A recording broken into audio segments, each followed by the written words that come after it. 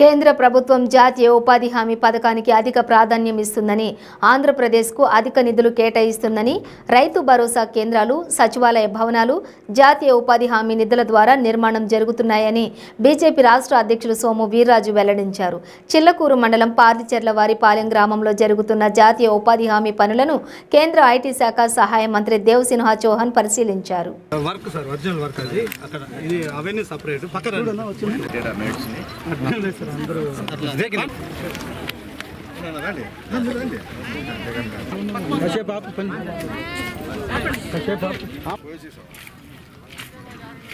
సందర్భంగా